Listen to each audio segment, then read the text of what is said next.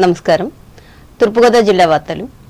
కేంద్ర రాష్ట్ర ప్రభుత్వాలు కలిసికట్టుగా పనిచేస్తూ అభివృద్ధి కోసం ముందుకు సాగుతున్నాయని కేంద్ర విమానయాన శాఖ మంత్రి కింజరాపు రామ్మోహన్ నాయుడు స్పష్టం చేశారు.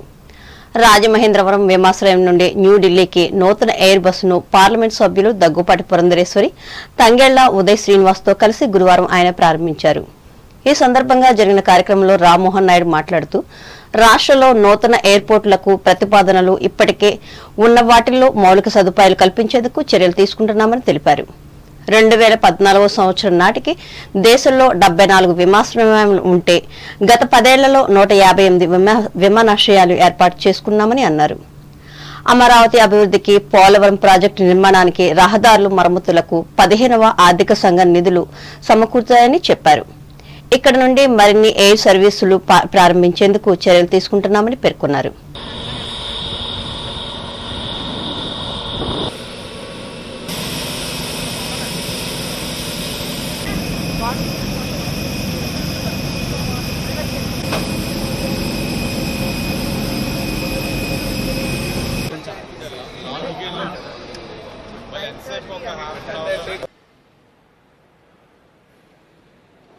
I request students, I request C. Sanjeev. రాష్ట్ర ప్రభుత్వం నుంచి రావాలి.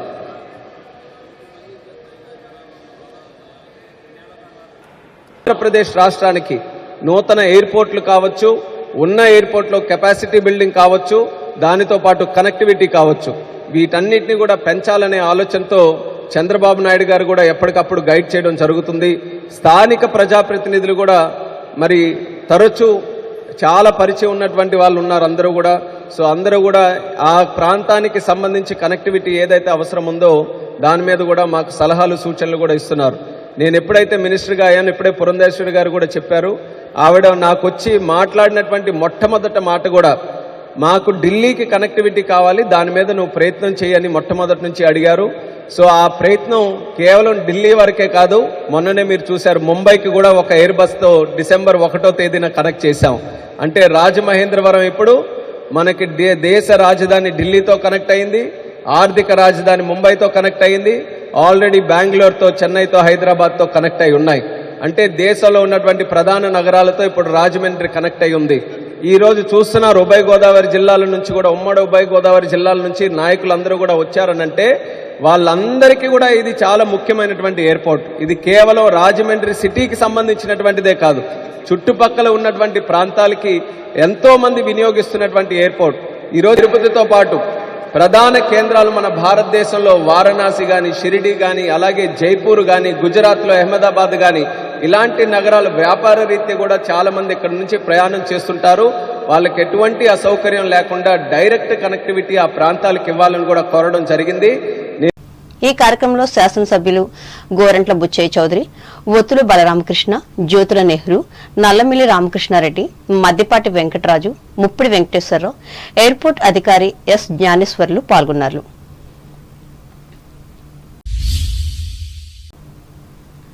రాష్ట్రంలో పర్యాటక రంగాన్ని పీపీపీ ప్రజల భాగస్వామ్యంతో అభివృద్ధి చేసేందుకు ఈ నెల 17వ తేదీన విజయవాడలో ఒక కార్యక్రమాన్ని ఏర్పాటు చేస్తామని రాష్ట్ర పర్యాటక, సాంస్కృతిక, సినిమాటోగ్రఫీ శాఖ మంత్రి కందుల దుర్గేష్ తెలిపారు. వెలగపూడి సచివాలయం 5వ బ్లాక్ లో 2 రోజుల నుంచి రాష్ట్ర ముఖ్యమంత్రి నారా చంద్రబాబు నాయుడు అధ్యక్షతన జరుగుతున్న కలెక్టర్ సమావేశంలో గురువారం ఆయన పర్యాటక రంగంపై మాట్లాడారు. రాష్ట్రంలో పర్యాటక రంగానికి అనువైన ప్రాంతాలు ఉన్నాయని చెప్పారు. ఈ కార్యక్రమంలో వివిధ వర్గాల నుంచి సేకరించిన అభిప్రాయాలను క్రోడీకరించి తగు చర్యలు తీసుకుంటున్నామని తెలిపారు.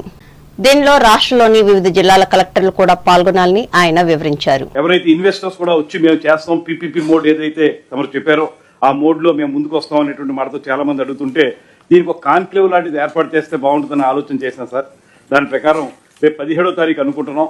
17వ తారీఖున మన విజయవాడలోనే ఒక సమావేశం ఏర్పాటు చేసి ఎవరైతే ఈ జిల్లా కలెక్టర్లు కానీ అదేవిధంగా ఇన్వెస్టర్స్ ఎవరైతే ఉన్నారో వారిని కూడా ఆహ్వానించి వారు ఎక్కడెక్కడ ఏ ప్రాజెక్టులు చేయడానికి ఉత్సాహం చూపిస్తున్నారు, వారు ఏ రకంగా ముందుకు రాగలుగుతారనేటువంటి అంశాల మీద ఒక పూర్తిగా అన్ని విషయాల్ని క్రోడీకరించి దాన్ని రెడీ చేసి పెట్టుకుంటే మనం దాన్ని భవిష్యత్తులో ఎలా చేయించవచ్చు అనేటువంటిది ఒక పక్కన కేంద్ర ప్రభుత్వం ఇచ్చేది చేసుకుంటాం, మరో పక్కన పీపీపీ మోడ్, దాంతోపాటు తమరు చెప్పినట్లుగా P4 మోడల్ కేవలం పీపీపీఏ కాకుండా ప్రజల యొక్క భాగస్వామ్యం కూడా చెప్పారు. దాంతో కూడా కలుపుకుని ఎలాగ మనం వీటిని ముందుకు తీసుకెళ్లాలనేటువంటి అంశం మీద ఈ మీటింగ్ లో మనం ఒక రూట్ మ్యాప్ ను తయారు చేసుకుంటే రాబోయే రోజుల్లో కేంద్ర ప్రభుత్వ సహకారంతో కొన్ని, ప్రజల సహకారంతో కొన్ని, ప్రైవేట్ ఇన్వెస్టర్ల సహకారంతో కొన్ని ఏ రకంగా చేయొచ్చు అనే దాని మీద అందరి యొక్క ఆలోచనలు తీసుకుని బ్రెయిన్ స్టార్మింగ్ సెషన్ చేసి ముందుకు వెళ్దాం అనేటువంటి ఆలోచన చేస్తున్నాం సార్. దాని ప్రకారం రేపు రాబోయే సంవత్సరాల్లో ఎలా ముందుకు వెళ్ళాలనేటువంటి ఆలోచన కూడా చేస్తాం. వాళ్ళు కూడా ప్రత్యేకంగా ఇన్వైట్ చేస్తాం సార్. వారు కూడా వచ్చి అందులో పార్టిసిపేట్ చేస్తే వారి ఆలోచనలు చెప్తే బాగుంటుంది. గ్రామ స్థాయిలో భూ వివాదాల పరిష్కారానికి రెవెన్యూ సదస్సులు ఉపయోగపడతాయని కొవ్వూరు ఆర్డీఓ కె రాణి సుస్మిత తెలిపారు. తూర్పుగోదావరి జిల్లా దొమ్మెరి గ్రామంలో గురువారం జరిగిన రెవెన్యూ సదస్సులో ఆమె ముఖ్య అతిథిగా పాల్గొని మాట్లాడారు. భూ సమస్యల పరిష్కారానికి ఎలాంటి రుసుము చెల్లించాల్సిన అవసరం లేదని స్పష్టం చేశారు. వ్యయ ప్రయాసలకు వచ్చి కలెక్టరేట్ కు రావడం జరుగుతోందని, ఇకపై ఇక్కడే మీ అర్జీలు అందించాలని సూచించారు. అలాగే 33 రోజుల్లో భూ వివాదాలకు చర్యలు తీసుకుంటామని తెలిపారు. ఈ సదస్సుల్లో మండల స్థాయి అధికారులు అందుబాటులో ఉంటారని, ఈ అవకాశాన్ని ప్రజలు, రైతులు సద్వినియోగం చేసుకోవాలని సూచించారు. మీరు ఒక అధికారులు అందుబాటులో ఉండరు, ఇలాగ మళ్ళా మీరు మీకేదో పని ఉంటుంది, ఇలా కంటిన్యూస్ గా 2-3 సార్లు తిరగాల్సి ఉంటుంది. ఆ యొక్క ఇబ్బందిని మేము పక్కన పెడుతూ అసలు ఆ ప్రాసెస్ లేకుండా చేస్తూ మీరు డైరెక్ట్ గా మీ దగ్గరికి వచ్చాం. 3 రోజుల ముందరే చెప్తాము ఏ ఊర్లో గ్రామ సభ జరుగుతుందో అని. రామ్ టౌన్ ద్వారా మీ యొక్క ఇబ్బందులు అన్ని కూడా రెవెన్యూ సర్వీస్ లో పెట్టుకుని మీరు కంపల్సరీ వాటిని ఇక్కడ రిజాల్వ్ చేసుకోవచ్చు, వాటిని ఇక్కడ పరిష్కరించుకోవచ్చు. అది ఈ రెవెన్యూ సర్వీస్ యొక్క ముఖ్య ఉద్దేశం.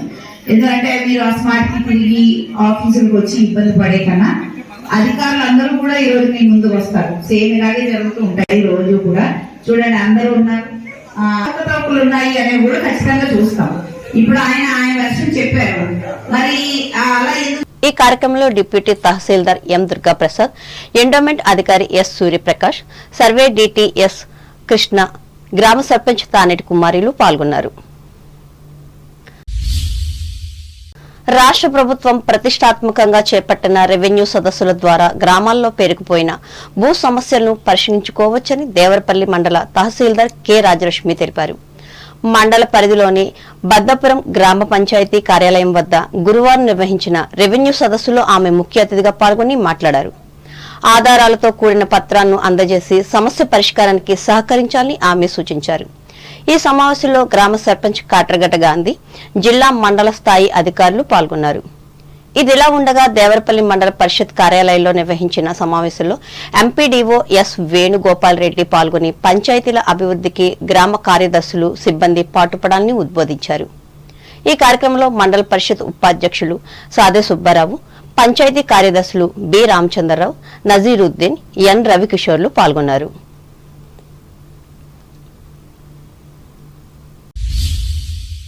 అంబేద్కర్ కోనసీమ జిల్లా వార్తలు. జాతీయ రహదారిని మెరుగుపరచాలని కోరుతూ మామిడి కుదురు మండల పరిధిలోని పాసలపూడి వద్ద కాంగ్రెస్ కార్యకర్తలు గురువారం ధర్నా చేసి నిరసన వ్యక్తం చేశారు. ఈ సందర్భంగా పార్టీ జిల్లా అధ్యక్షులు పి గన్నవరం మాజీ ఎమ్మెల్యే కొండేటి చిట్టిబాబు మాట్లాడుతూ అధ్వానంగా ఉన్న రోడ్లలో ప్రయాణించడం నరకంగా ఉందని ఆరోపించారు. దీన్ని గుర్తించి తక్షణమే ఈ రహదారిని అభివృద్ధి చేయాలని కోరారు. ఈ కార్యక్రమంలో ఆంధ్రప్రదేశ్ కాంగ్రెస్ కమిటీ ఉపాధ్యక్షులు కొత్తూరి శ్రీనివాస్, పార్టీ మండల శాఖ అధ్యక్షులు అప్పనశ్రీ రామకృష్ణ, నాయకులు అహ్మద్ షరీఫ్, మాచివరపు శివనారాయణలు పాల్గొన్నారు.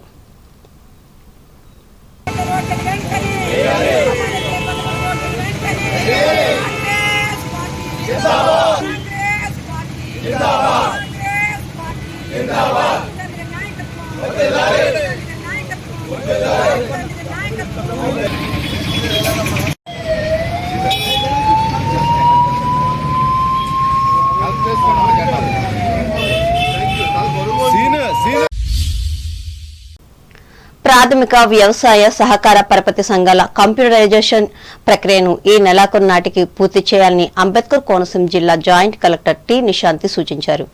అమలాపురం కలెక్టరేట్ లో గురువారం నిర్వహించిన సహకార శాఖ జిల్లా స్థాయి అమలు కమిటీ సమావేశానికి ఆమె అధ్యక్షత వహించి మాట్లాడారు. ఈ సంఘాల ఆర్థిక బలోపేతం దిశగా ప్రభుత్వం పటిష్ట చర్యలు చేపట్టిందని తెలిపారు.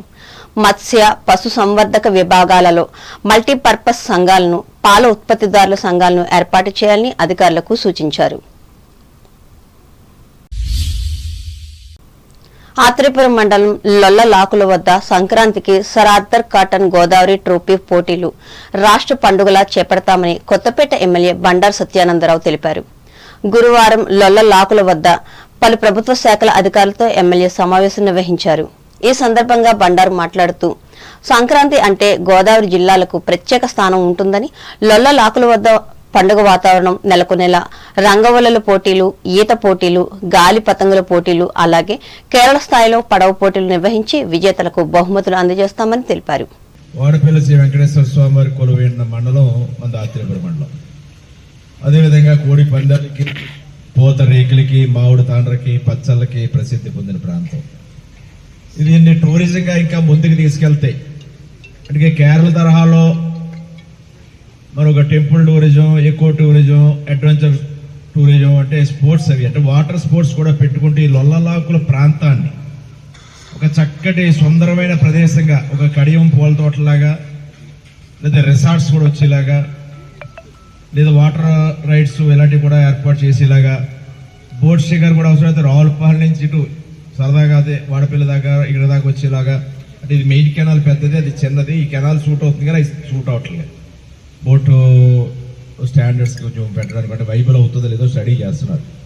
ముందుకు తీసుకెళ్ళారు. దండు సేవ యువకుడు చక్కగా చిన్న ప్రోగ్రామ్ చేశాడు. దీని మీద ఈ యొక్క అందాలన్నీ కూడా ఈ డ్రోన్ కెమెరాలో బంధించి నాకు ఒకసారి తీసుకొచ్చి చిన్న ప్రజెంటేషన్ ఇచ్చారు. అప్పుడు ఐడియా వచ్చాయి, ఇవన్నీ కూడా అనుకుంటా ఉన్నాం. అతను ఎంకరేజ్ చేసి కొంచెం టైం స్పేర్ చేయ మన ప్రాంతానికి అని అంటే తను కొంత వర్కౌట్ చేశాడు. ఇవన్నీ కలెక్టర్ గారితో వీళ్ళందరితో కూడా మాట్లాడటం జరిగింది. టూరిజం డిపార్ట్మెంట్ వాళ్ళతో అందరితో మాట్లాడి, ఇరిగేషన్ ఎస్సీతో మాట్లాడటం జరిగింది, అందరితో మాట్లాడటం జరిగింది. ఇవన్నీ కూడా ముందుకు తీసుకెళ్ళడానికి నాందిగానే ఈ సంబరాలు ఇది ఘనంగా జరగాలి. రాష్ట్ర వ్యాప్త పండగలా ఉండాలి. ఈ పడవల పండగ రేపు రాష్ట్ర వ్యాప్తంగా ఎక్కడ జరిగింది, ఇది ఆత్రేయపురంలో ఎంత చక్కగా ఎంత గొప్పగా ఈ పండుగ జరిగిందనే విధంగా ఉండాలి. ఈ కార్యక్రమంలో నాయకులు ముదునూరి వెంకటరాజు, కరటూరి నరసింహారావు, ముళ్లపూడి భాస్కర్రావు, తోటకూర సుబ్బరాజు, పలు శాఖల అధికారులు పాల్గొన్నారు.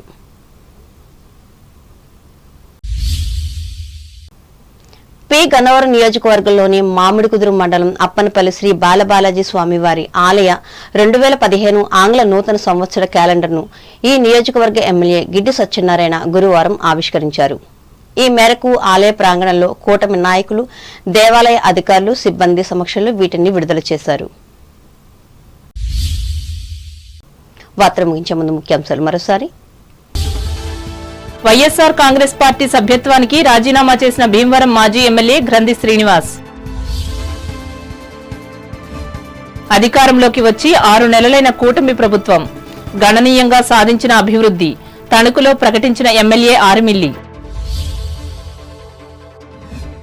క్యాన్సర్ వ్యాధి లక్షణాలపై అవగాహన కలిగించిన తణుకు పీఎంపీ వైద్యులు, మందులను ఉచితంగా పంపిణీ. విద్యుత్ ఛార్జీలను తగ్గించాలని కోరుతూ ఇరగవరం మండల తహసీల్దార్ కార్యాలయం ముందు ధర్నా చేసిన సిపిఎం కార్యకర్తలు. స్వచ్ఛాంధ్ర కార్పొరేషన్ ద్వారా తాడేపల్లిగూడెం మున్సిపాలిటీ అభివృద్ధి, వెల్లడించిన సంస్థ చైర్మన్ కొమ్మారెడ్డి. రాజమండ్రి విమానాశ్రయం నుంచి న్యూఢిల్లీకి ఏర్పాటు చేసిన నూతన ఎయిర్ బస్ ప్రారంభించిన సంబంధిత కేంద్ర మంత్రి రామ్మోహన్ నాయుడు.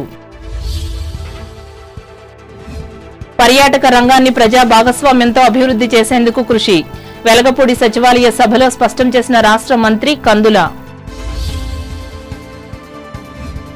భూ సమస్యల పరిష్కారానికి ఎలాంటి రుసుము చెల్లించాల్సిన అవసరం లేదు, దొమ్మేరులో పేర్కొన్న కొవ్వూరు ఆర్డీఓ రాణి సుస్మిత. పాసర్లపూడి జాతీయ రహదారిని మెరుగుపరచాలని కోరుతూ కాంగ్రెస్ కార్యకర్తల ధర్నా, పాల్గొన్న ఎక్స్ ఎమ్మెల్యే చిట్టిబాబు. సహకార వ్యవస్థ కంప్యూటరైజేషన్ ప్రక్రియను నెలాఖరు నాటికి పూర్తి చేయాలి, అమలాపురంలో అధికారులను ఆదేశించిన జాయింట్ కలెక్టర్ నిశాంతి. రాష్ట్ర పండుగగా చేపట్టనున్న సరాద్దర్ కాటన్ గోదావరి ట్రోఫీ పోటీలు, వివరించిన కొత్తపేట ఎమ్మెల్యే బండారు. ఈ వార్తలు ఇంతటితో సమాప్తం. నమస్కారం.